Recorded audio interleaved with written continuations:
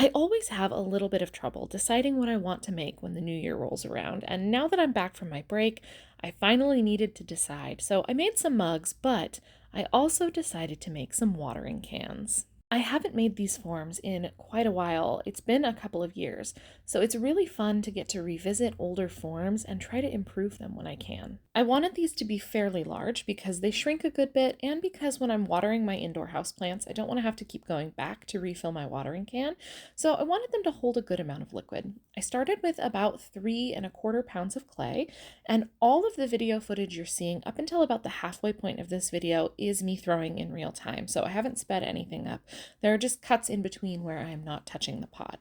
I love to show the real-time throwing whenever I can because things in pottery always take longer than people assume they're going to. So my real-time pulls are much slower than it looks like they are in a lot of footage online, and that's true for most potters. Now, I'm very effective at moving my clay up, so I've done all of this in about 2 pulls, and I've got a lot of height here, but my motions are a lot more slow and controlled than they appear to be.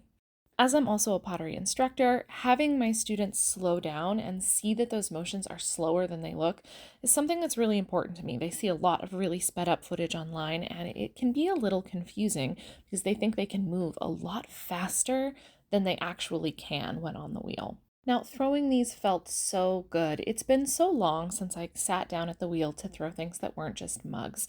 Mugs are always my big seller. They're the thing I need to keep in stock, and I did also make a batch for McKenna to decorate again.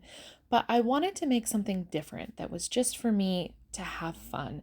As an artist, you're often pushed to make things because they're what will sell, and I had burned myself out over the last year. I found myself not really wanting to be on my wheel at all over the last couple of months. I had really pushed myself a little bit too hard and was forcing the creative process, which is the easiest way to end up in burnout, and I really ended up doing that over the last little while. So I took a little break and was working on a bunch of other creative projects over the last month or so.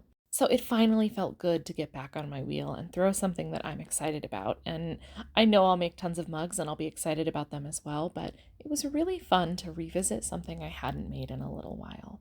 I have also been struggling with a bit of a back injury that happened towards the end of November, and so throwing on my wheel hasn't been particularly comfortable for me the last little while.